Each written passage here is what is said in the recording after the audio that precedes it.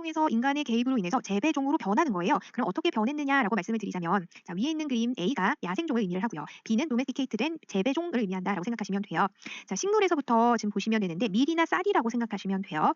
그래서 보시면 자, 원래 야생은요. 원래 가지고 있는 자신의 씨를 떨어뜨려서 떨어뜨리죠. 그래서 땅 속에 박혀서 다시 이제 먼저 할 수 있도록 다시 살아날 수 있도록 그렇게 하는 게 바로 식물의 핵심 중에 하나죠. 그래서 보시면 요거 이어라고 되어 있는 게 이삭을 얘기를 해요. 왜 우리가 지금 이렇게 생긴 귀잖아요. 귀가 다른 의미로 이삭이라는 뜻도 있어요. 그래서 보시면 요 이삭이 축에서 쉽게 떨어질 수 있게끔 되어 있는 구조가 바로 야생종이라고 생각하시면 돼요. 그래서 쉽게 떨어져서 땅 속에 박혀서 다시 작물이 자랄 수 있도록 식물이 자랄 수 있도록 되어 있는 게 바로 원래 야생종이다라고 생각하시면 될 것 같아요.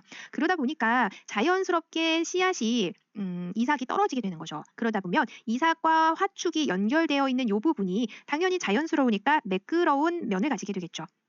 그리고 더 중요한 건 뭐냐면 땅속에 박힐 때 얘가 되게 얄쌍하게 생겨야 돼 땅속에 더 깊이 박힐 수가 있겠죠. 생존력이 더 좋겠죠. 그래서 보시면 길쭉한 장타원 형태의 모양을 띠고 있다라고 이해하시면 될 것 같아요. 자, 그런 야생종이 어떻게 변하느냐라고 얘기를 하자면 자, 얘가 원래 화축에서 잘 띄어졌었잖아요. 근데 스스로 떼지는 게 아니라 인간이 얘를 수확하게 되죠. 그러다 보니까 얘를 인간이 계속 떼내는 거예요.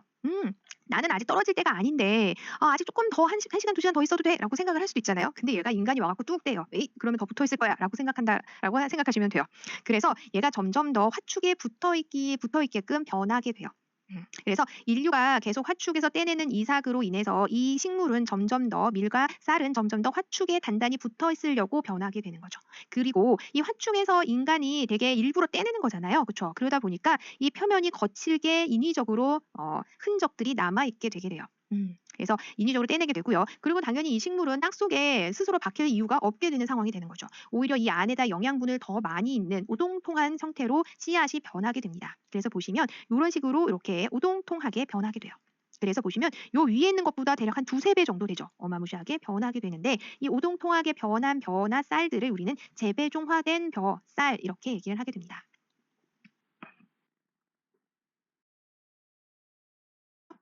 네. 자, 농경을 확인할 수 있는 최초의 지역은 어디냐라고 얘기하면 메소포타미아라고 생각하시면 돼요. 우리가 문명 생각하시면 가장 빠른 게 메소포타미아라고 얘기를 했잖아요. 그 메소포타미아예요.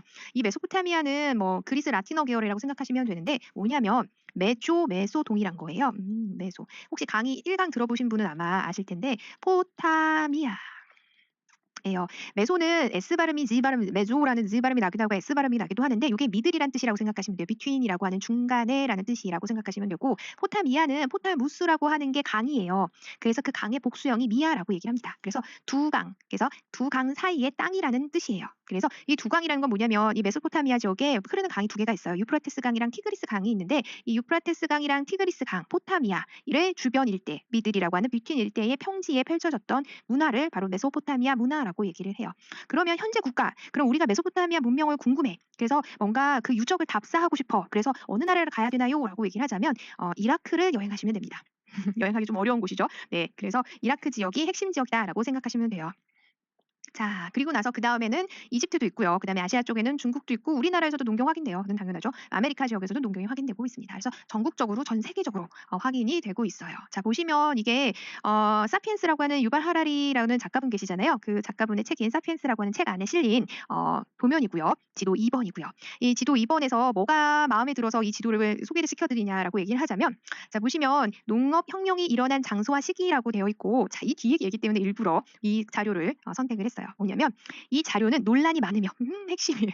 계속해서 지도를 새로 그리고 있다. 이게 중요한 겁니다. 그래서 가장 최근에 고각적 발견을 반영하기 위해서다라고 얘기하면서 지금 그려져 있고요. 그래서 가장 최근에 지금 나온 얘기가 BC 9000년 얘기하고 있거든요. 분명히 얼마 전까지만 해도 6000년 얘기하다 8000년 얘기하다가 이제는 9000 BC까지도 올라가고 있습니다. 거의 만 BC에 붙어 있죠. 자, 보시면 제1강에서 한번 얘기해 본 적 있는데요. 비옥한 초생딸지대.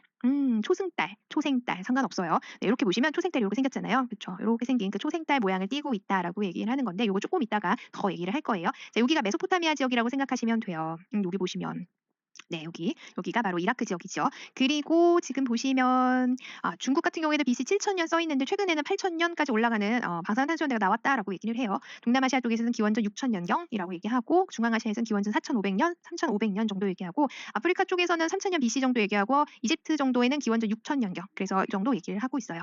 자, 보시면 대충 느낌상으로 보면 메소포타미아를 중심으로 해서 가장 빠르니까 우리가 많은 연구자들이 많이 생각했어요. 여기를 중심으로 해서 빠르고 다른 지역들이 좀 늦은 느낌이 나죠. 그쵸. 그러다 보니까 여기서 처음 발견이든 어느 누구 한 사람이 발명을 하던 농경이라는 게 시작이 처음 돼서 전파가 아마 되지 않았겠느냐라고 이렇게 얘기가 됐어요. 이렇게는 안 가고 이렇게 해서 이렇게 갔겠죠? 이렇게 갔겠죠? 네. 이렇게 해서 간 거라고 처음 연구자들이 많이들 생각하게 됐어요. 그래서 아마 이 지역이 농경의 요람이라고 하는 처음 첫 생산지, 처음 발생지라고 하는 곳이지 않을까라고 많은 연구자들이 얘기가 하게 됐어요. 근데 나중에 봤더니 그게 아니라 여기서 시작해서 전파되고 또 전파돼서 일로 온 게 아니라 보시면 독립적으로 농업혁명이 발생한 거다라고 이제 생각하고 있어요. 그래서 각 지역에서 독립적으로 아마도 어느 시기에 인류가 초본류를 이제 싹이 틔워져서 그걸 수확하면 되는구나라고 하는 개념을 농경이란 개념을 전 세계적으로 산발적이죠. 네, 독립적으로 산발적으로 아마 인식하게 된 거다라고 얘기가 되고 있습니다.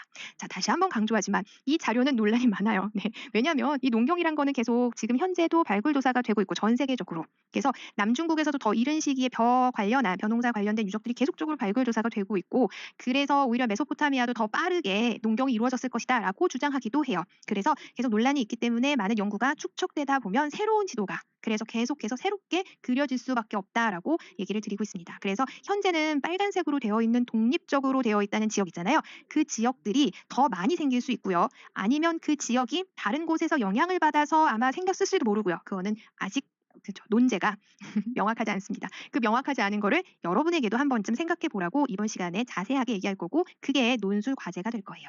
네. 자, 조금만 더 진행을 해볼게요. 자, 보시면 전 세계가 있으면 전 세계에서 주도적으로 키워지는 작물들이 있어요. 우리가 뭐 밀을 주도적으로 많이 먹으시는 분 계시죠? 저도 빵을 원래 좋아해서 빵이 주식인 사람도 존재할 수도 있겠지만 우리는 거의 쌀을 주식으로 하죠. 동아시아 쪽에는 그렇게 되는데 유럽 쪽에는 밀을 많이 생산하게 돼요. 그래서 밀이라고 생각하시면 되고 유럽, 그 다음에 서남아시아 쪽까지는 밀이라고 생각하시면 돼요. 그리고 그다음에 당연히 동아시아, 아시아 쪽에서는 벼죠. 그럼 아메리카는 뭐라고 생각하세요? 아메리카 옥수수예요.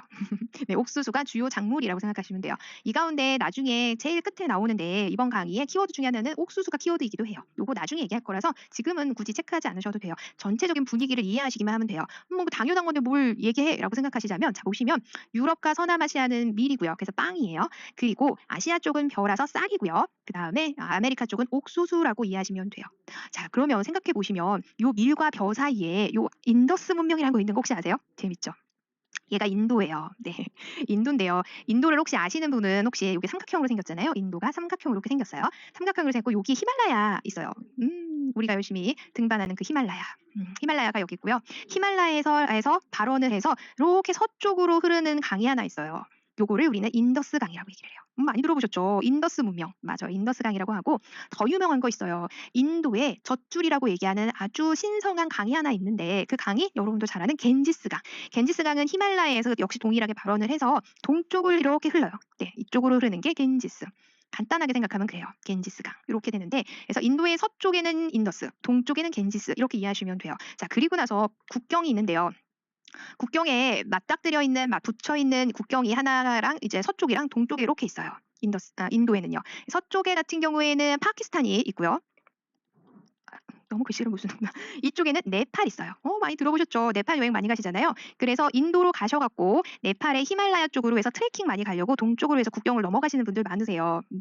네, 맞아요. 이렇게 이해하시면 되는데 자, 핵심 중에 하나는 뭐냐면 그래서 인더스 강은 사실상 파키스탄을 흘러가요. 그래서 인더스 문명하면 사실은 인도의 문명이 아니라 파키스탄 문명이라고 생각하시면 돼요. 그런데 원체 인더스 하면 인도 이렇게 생각이 들죠. 그 나중에 뭐 자세하게 얘기할 건데 자 무슨 얘기를 하려고 그러냐면요. 자 다시 정리를 하자면 여기 가운데 있죠. 네. 자 우리가 이제 이해가 되잖아요. 그렇죠. 이렇게 해서 이쪽으로 흐르는 인더스가 있고요. 그 다음에 겐지스가 있잖아요. 인도 문명은 처음에 발생지는 여러분도 알다시피 인더스 문명으로 기억하고 있죠. 맞아요. 서쪽에 있다가 그 다음에 이쪽으로 넘어가게 돼요. 문화의 핵심이 넘어가게 되는데 처음에 인더스 문명에서 시작됐던 작물은 뭐냐면 여기서 작물은 밀을 생산하게 돼요. 네, 맞아요. 근데 여러분들이 아마 인도의 작물 생각하면 인도에서 뭘 많이 먹느냐라고 얘기하자면 쌀 많이 먹고 쌀이 주도적으로 많이 생산되는 거 잘 알고 계실 거예요. 맞아요. 그래서 나중에 겐지스로 넘어가면서 문화가 넘어가면서부터는 쌀을 생산하게 돼요. 네. 그렇게 각각 지역마다 주도적인 작물이 있다라고 생각하시면 될 것 같아요.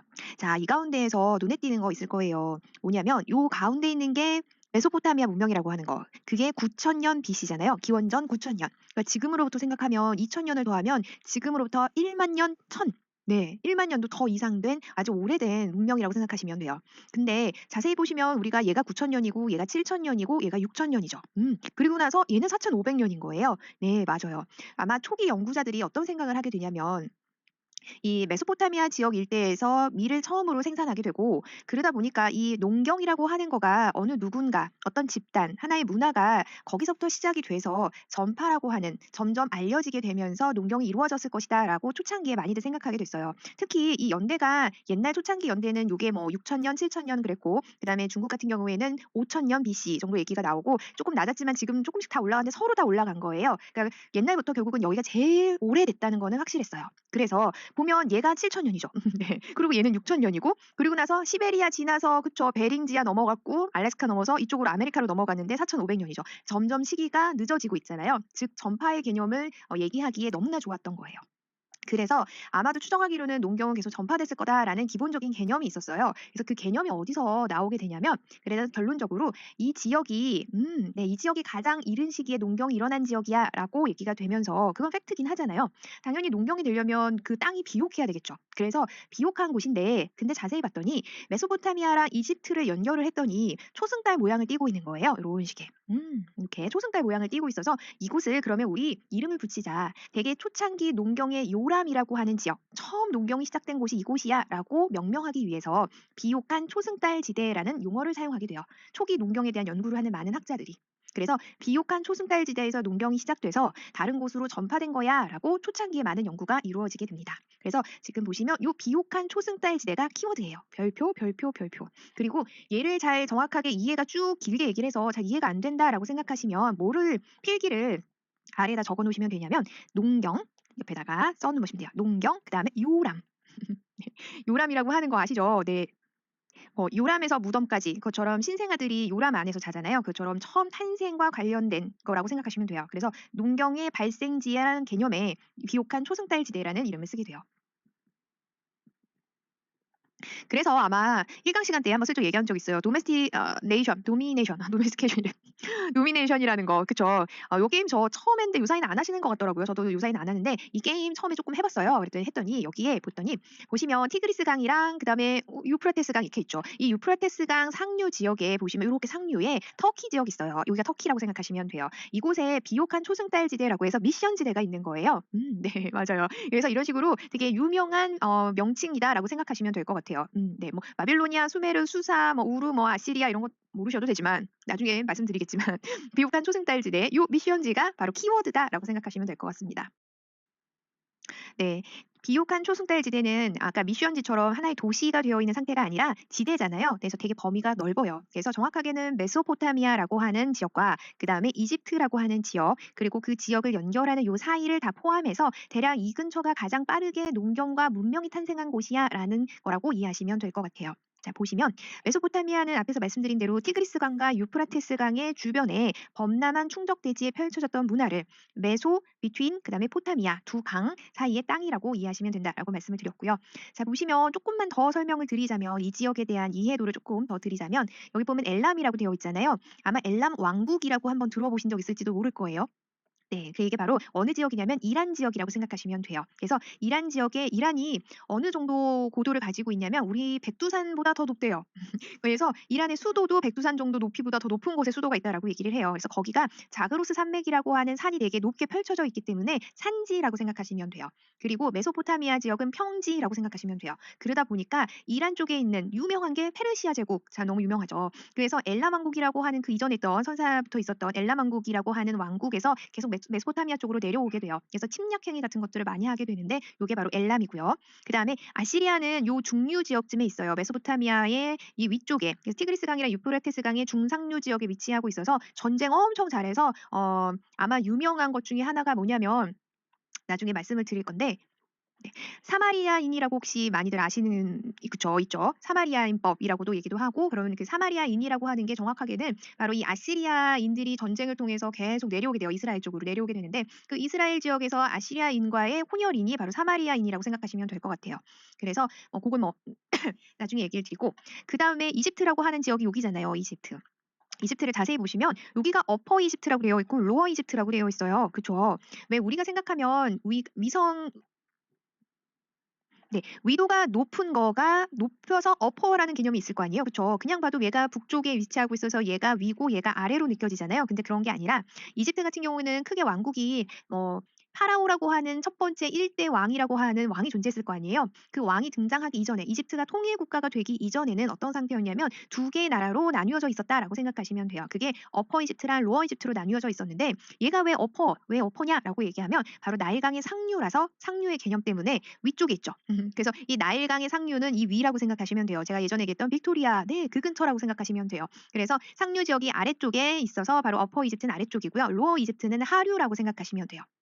네, 이 정도까지만 이해하시면 될 것 같아요. 자, 한 가지 조금 더 얘기 드리자면 왜 그러면 이집트랑 메소포타미아 지역을 연결을 해서 이 지역을 이렇게 연결을 했을까라고 하자면 요 사이에 되게 유명한 나라 하나 있는 거 아마 아실 거예요. 엄청 유명한 거 이스라엘 맞아요.